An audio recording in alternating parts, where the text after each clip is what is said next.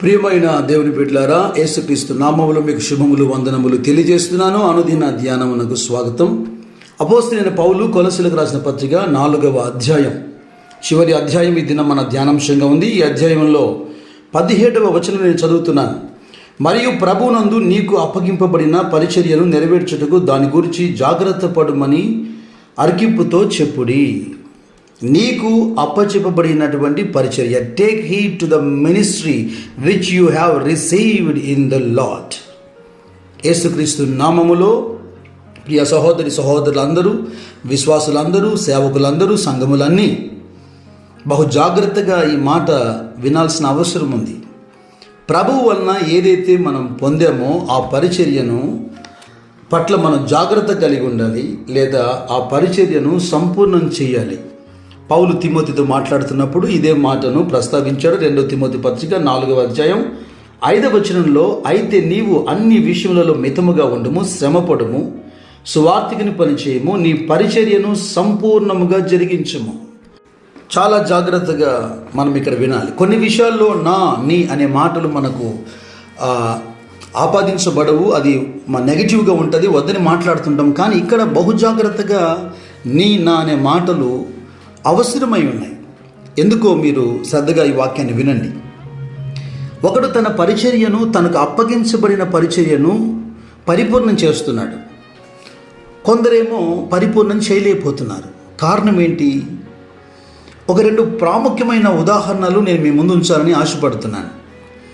మత్తయి సువార్త 25వ అధ్యాయంలో 14వ వచనం నుంచి 30 వచనాల వరకు తలాంతుల యొక్క ఉపమానము మనకు బాగా తెలుసు.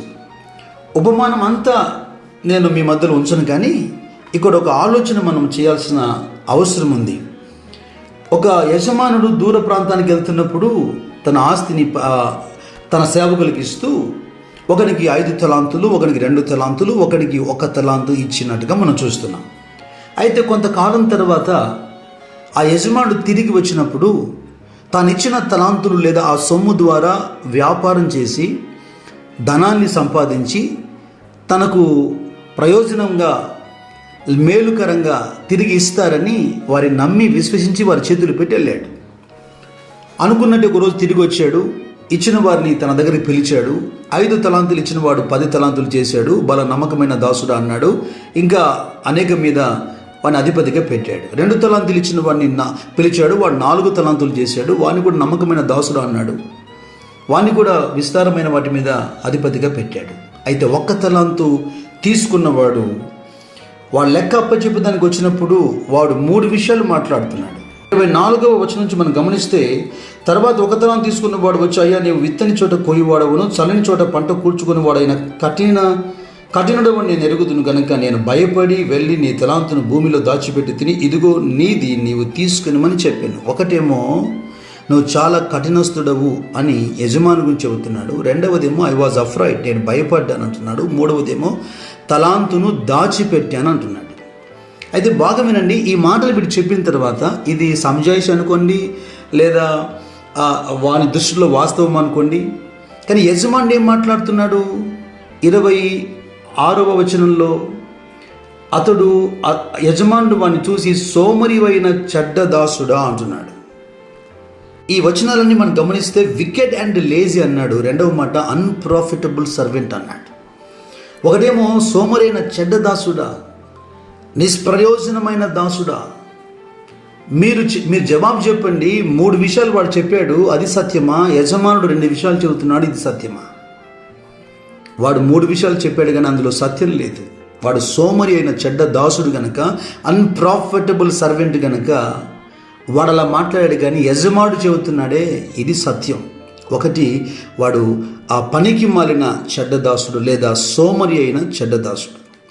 ఇక్కడ అన్ని విషయాలు రాసేదానికి అవకాశం లేదు, కానీ ఒక తలంపు చెప్పాలి. ఎందుకంటే మీరు గమనించండి, నేను ఒక మాట చెబుతాను. విద్యార్థులు కొంతమంది ఎలా ఉంటారంటే, తమ ముందున్న సిలబస్ని బాగా చదువుతూ నేర్చుకుంటూ ఉంటారు. ఎగ్జామ్స్ గురించి పెద్దగా టెన్షన్ పడరు. వాళ్ళు డైరెక్ట్గా వెళ్తారు, ఎగ్జామ్ రాసేస్తారు, మంచి మార్కులు సంపాదిస్తారు. కొంతమంది ఉంటారు చూసారా, వాడు సిలబస్ కంప్లీట్ చేయడు, కానీ గత సంవత్సరం పేపర్ ఎలాగొచ్చింది, మునుపటి సంవత్సరం పేపర్ ఎలాగొచ్చింది, ఈ సంవత్సరం పేపర్ ఎలాగొస్తుందో కష్టంగా వస్తుందేమో, రాయగలుగుతాను లేదా, ఇవన్నీ ఆలోచన చేస్తుంటాడు. చాలా టెన్షన్ పడతాడు, ఎగ్జామ్ సరిగా రాయలేడు. బాగా ప్రిపేర్ అయిన వానికి పేపర్ ఎలాగొస్తే ఏంటి, వాని సబ్జెక్ట్లో నుంచి సిలబస్ నుంచి వస్తుంది కనుక వాడు చక్కగా అటెంప్ట్ చేయగలుగుతాడు. What you have take heed what you received. నీ దగ్గర ఏముందో దాని మీద నువ్వు ఫోకస్ చేయకుండా మరొక తలంపు చెప్పాలి. వీడు ఎందుకు అంటే, ఒకరికేమో 2 తలాంతులు ఉన్నాయి, ఒకరికేమో 5 తలాంతులు ఉన్నాయి, నాకు ఒకే ఒక తలాంతు ఉంది, నేను ఎందుకు దీంతో పని చేయాలి. Focusing on others. చాలామంది నమ్మకంతో, మంచి ప్యాషన్తో, సమర్పణతో వచ్చిన సేవకులు నాకు తెలుసు. యవన బిడ్డలు కొంతకాలం తర్వాత ఎందుకు బాగా డిస్టర్బ్ అవుతున్నారు, ఎందుకు ఆ ప్యాషన్ లేదు అంటే, వారు కలిగిన వాటి మీద మనసు పెట్టేదానికంటే తమ చుట్టుపక్కల ఉన్న సేవా పరిచర్యలు, సేవకుల మీద మనసు పెట్టి చాలా అంటే చాలా డిప్రెషన్లోకి వాళ్ళు వెళ్ళిపోతున్నారు. వారి వలె వీరు లేరని మీకు మరొక ఉదాహరణ నేను చూపించడానికి ఇష్టపడుతున్నాను. ఇక్కడ మత్తయి సువార్తలో 20వ అధ్యాయంలో 1 నుంచి 16 వచనాల్లో పరలోక రాజ్యము ఒక ఇంటి యజమానుని పోలి ఉందని, తన ద్రాక్ష తోటలోకి కూలివారిని పిలిచిన యజమానిని పోలి ఉందని మరొక ప్యారబుల్ చెబుతున్నాడు. ఇక్కడ కూడా అద్భుతకరమైన వివరణ ఏంటంటే, అర్లీ ఇన్ ద మార్నింగ్, ఉదయాన్నే లేచి వెళ్ళి కొంతమందిని వచ్చి ఒక దేనారానికి తన పొలంలో పనిచేసేట్టుగా మాట్లాడి వారిని కుదుర్చుకున్నాడు.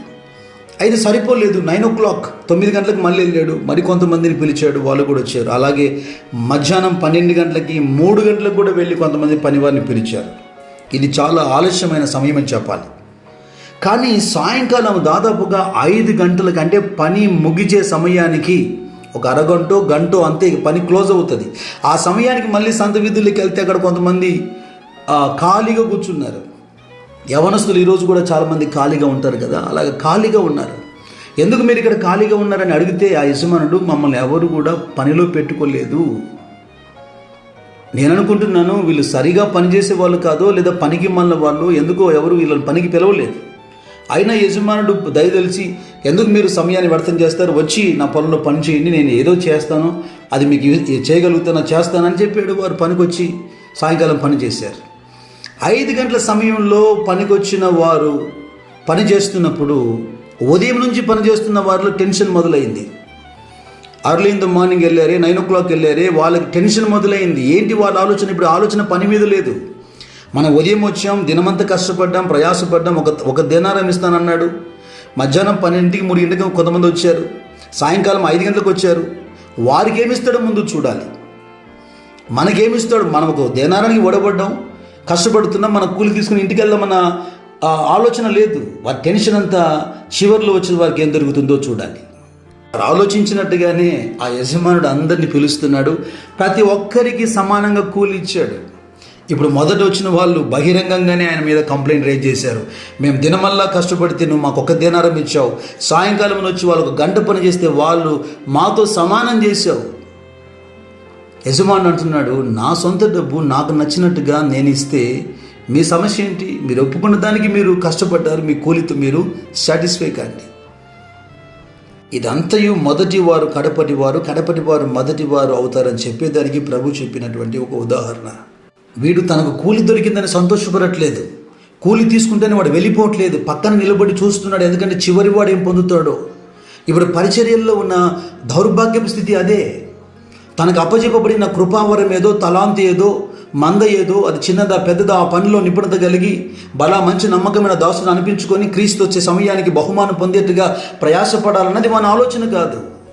ఆ పరిచర్య ఎలాగుంది, ఈ పరిచర్య ఎలాగుంది? Looking others talents. వాళ్ళకు చాలా రిసోర్సెస్ ఉన్నాయి, వాళ్ళకి డబ్బులు ఉన్నాయి, వాళ్ళకి తలాంతులు ఉన్నాయి, వాళ్ళ ప్రోగ్రెస్ ఎలాగుంది, వాళ్ళ సేవ ఎలాగుంది. సమయమంతా ఇతర సేవల మీద, సేవకుల మీద నువ్వు మనసు కలిగి ఉంటే నీకు ఇవ్వబడిన తలాంతు విషయం నువ్వు ఏం లెక్క అప్పచెబుతావు? సేవా పరిచర్యలో పెద్దవని చిన్నవని ఉండవు. సిటీలలో ఉండి సేవ చేసే వారి యొక్క జ్ఞానము, చదువు, వారి రిసోర్సెస్, వారికి ఉన్న ఫైనాన్సెస్ పరిస్థితులు వేరుగా ఉంటాయి.